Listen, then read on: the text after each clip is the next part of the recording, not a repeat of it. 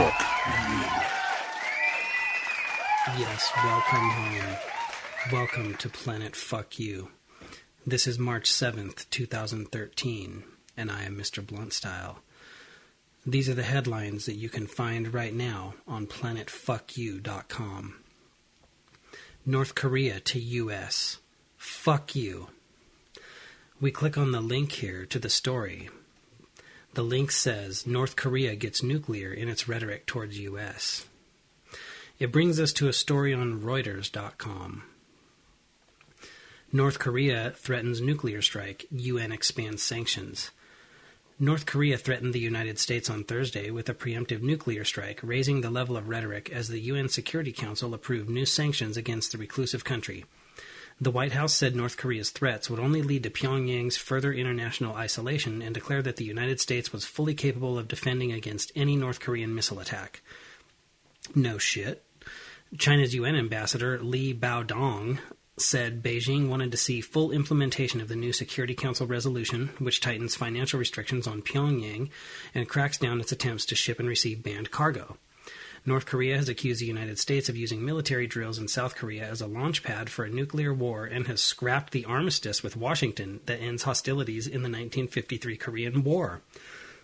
Pretty big deal. A North Korean general said on Tuesday that Pyongyang was scrapping the armistice, but the two sides remain technically at war as the civil war did not end with a treaty. North Korea threatens the United States and its puppet, South Korea, on an almost daily basis. Since the United States is able to ignite a nuclear war, we will be exercising our right to preemptive nuclear attacks against the headquarters of the aggressor in order to protect our supreme interest, the North's foreign ministry spokesman said in a statement carried out by the official news agency. How's that, George Bush? Does that taste good? North Korea conducted a third nuclear test on February 12th in defiance of UN resolutions and declared it had achieved progress in securing a functioning atomic arsenal. It is widely believed that the North does not have the capacity for a nuclear strike against the mainland of the United States. Well, no shit. You think those motherfuckers over there are going to launch a nuke over here? You got another thing coming. You're a stupid bitch. With tensions high on the Korean peninsula, the UN Security Council voted unanimously to expand its sanctions on North Korea. The new sanctions were agreed after 3 weeks of negotiations between the United States and China, which has a history of resisting tough measures against its ally and neighbor. So, yeah, really funny. Anyways, so it looks like North Korea is threatening to wipe the United States off the map yet again. Moving on. Back to planetfuckyou.com. We move to the next headline. We see it says, Texas to snooping swine. Fuck you. We click on the link and it brings us to a story here at arstechnica.com. This is actually an interesting story. It turns out that Texas is going to they're going to propose a bill that would enact the toughest, mobile privacy laws in the country. Basically saying if the pigs want to search your shit, they need to get a warrant, or else fuck you. I mean, kind of the way it should be. I would argue even then that their police powers go a little too far. So let's see what's going on in Texas. Texas proposes one of the nation's most sweeping mobile privacy laws. If signed into law, cops would finally need a warrant to get location data, because of course they've never needed one. Privacy experts say that a pair of new mobile privacy bills recently introduced in Texas are among the most sweeping ever seen, and they say the proposed legislation offers better protection than a related privacy bill introduced this week in Congress. If passed, the new bills would establish a well-defined, probable cause-driven warrant requirement for all location information. That's not just data from GPS, but potentially pen register, tap and trace, and all tower location data as well. Such data would be disclosed to law enforcement if there is a probable cause to believe the records disclosing location information will provide evidence in a criminal investigation. Probable cause, you understand, goes all the way back to the Constitution. Further, the bills would require an annual transparency report for mobile carriers to the public and to the state government, so they're going to make them tell what they've been doing. Under current federal law, under current federal case law and statute, law enforcement generally has broad warrantless powers to not only track suspects in real time based on their phone data, but also to access records of where and when calls were made or text messages were sent or received, and all of this is provided by the carriers. Of course, AT&T is going to sell you out. Sprint going to sell you the fuck out. Verizon, they don't give a fuck. They're going to hand all your information right over to the swine. 'Cause that's what they do. Location information can reveal a great deal about an individual's professional and personal life, her friends and associates, her participation in political or religious activities, her regular visits to a health clinic or support group, and more, said Chris Conley, an attorney with the ACLU of Northern California. That's why we think it is essential that the government get a search warrant approved by a judge before demanding this kind of information from cell phone providers. The Texas bill would require just that. In addition, the Texas bill would also require companies to report how often they receive such demands from law enforcement and how much information they disclose. This kind of transparency is essential to carry on an informed dialogue about appropriate law enforcement powers in the modern world. Pretty funny, but the first part of it's true. You fucking pigs out there need a warrant, you motherfuckers. It's a long article. It goes on and on and on, and we're not going to fucking follow it anymore. You know, it didn't surprise me when I read our next story. You go back to planetfuckyou.com to check the headlines, and you see that the next link has a picture of a nice retarded young child. It says, an official. 80% of New York students so fucking stupid they can't even read. Of course, when I read that, I thought that makes perfect sense. Perfect sense. You click on the link here, and of course it takes us to a story at CBS out of New York. Once again, makes perfect sense. Officials. 80% of recent NYC high school graduates cannot read. To combat problem, CUNY starts low-cost immersion remedial program. Out of New York, it's an education bombshell. Nearly 80% of New York City high school graduates need to relearn basic skills before they can enter the city university's community college system. The number of kids behind the 8 ball is the highest in years. CBS number 2, their Channel 2's, Marsha Kramer reported Thursday. When they graduated from city high schools, students in a special remedial program at the Borough of Manhattan Community College couldn't make the grade. They had to relearn basic skills, reading, writing, and math, first before they could begin college courses. There's a video here that's actually very, very hilarious. They are part of a disturbing statistic. Officials told CBS that nearly 80% of those who graduate from city high schools arrived at City University's community college system without having mastered the skills to do college-level work. In sheer numbers, it means that nearly 11,000 kids who got diplomas from city high schools needed remedial courses to relearn the basics. To meet the needs of the students, City University has launched a special program called CUNY Start. And no surprise, it's a total fucking waste of money.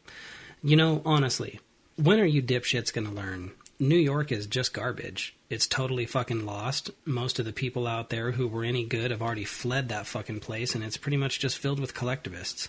So, no wonder 80% of your kids can't fucking read. Perhaps you should take them down there to the rubber room and let them get a little personal reading lesson from, one of those teachers that you keep paying down there because your unions are so fucking strong you can't even fire a child molester. You pathetic fucks. Fuck New York. Moving on to more important shit. We check the headlines back at Planet Fuck You. We see, oh my goodness, what's this? Dude awarded $15.5 million after being held in solitary confinement for 2.5 years. No shit. We have got to look into this. So, here's a picture of this guy, a video actually. It takes us to ABC News. Now, he's looking pretty sorry by the time he gets out of jail there. The headline reads, Prisoner left in solitary 2 years receives $15.5 million settlement. A man who was driving across country in 2005 and found himself thrown in a New Mexico jail for DWI and then spent nearly 2 years in solitary confinement has won $15.5 million in one of the largest prisoner civil rights awards in U.S. history. Stephen Slevin, 59, who was depressed in 2005 when he decided to drive across the country with no particular goal or destination in mind, his lawyer said. After being pulled over in Dona Ana County, New Mexico, on August 24th of 2005, for an aggravated DUI, so maybe he was pretty drunk, and for driving a vehicle that he did not own, he was brought into the Dona Ana County Detention Center. From there, his long nightmare began. To find out what happened was difficult, Coyote said.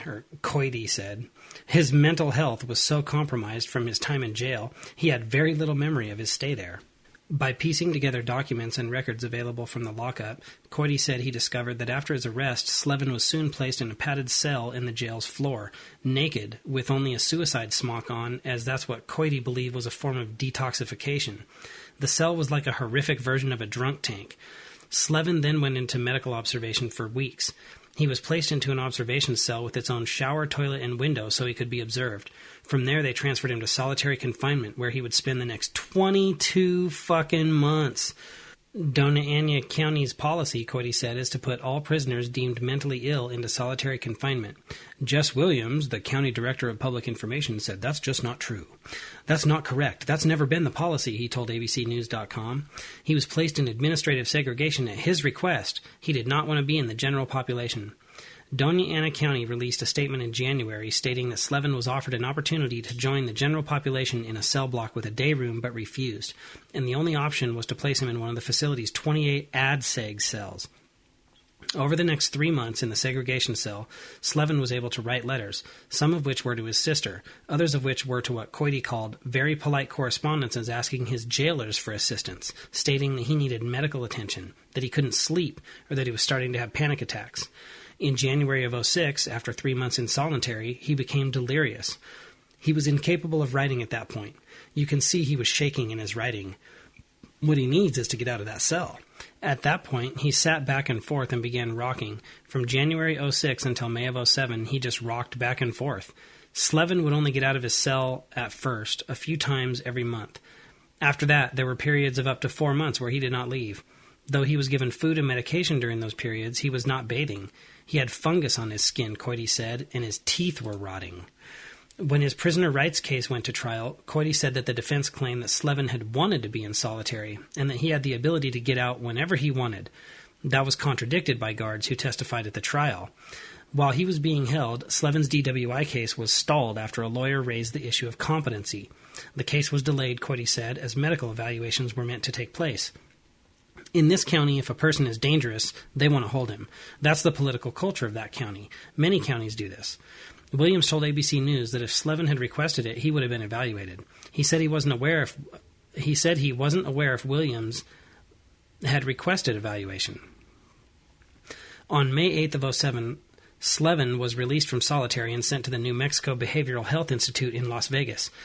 Once there, he slowly resocialized with other people and was given medication. Coity said that it was only a matter of days before he was returning to normal. He was thinking, where have I been? He thought it was a matter of months. He was shocked to find out he had been gone for so long. They had him figured out quickly. If you treat him like a human being, he becomes one.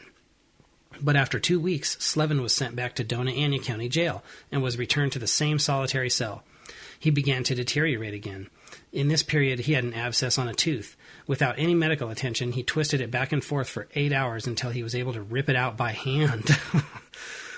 On June 22nd of 2007, the charges against Slevin were dismissed by a district court judge. Coity said that he believes a judge who saw his case must have had pity on him. 3 days later, he was released and picked up by his sister, who, having stopped receiving letters, had thought she had somehow angered her brother. Coity said that no one would take Slevin's case. In the legal community, there's a belief that no one will value the pain and suffering of someone who is in jail. But he decided to take the county on. Smart, now rich fucking dude. The case went to trial in January of last year. During the trial, Coity brought into the courtroom a replica of the pod-like cell that Slevin was kept in for jurors to see. We were able to prove they were indifferent to the conditions of confinement. Holy fucking shit. You know, one of the really sad things when you go on reading this story, which I'll stop doing right now, is that the dude has lung cancer. How fucked up is that? You get out of prison after you've been locked up in, solitary confinement for 2 years. You get a nice $15.5 million award. You get out and you find out you got fucking lung cancer. Hello, that's a death sentence. You don't want to bring darkness into this.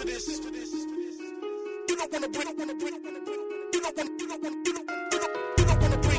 into this.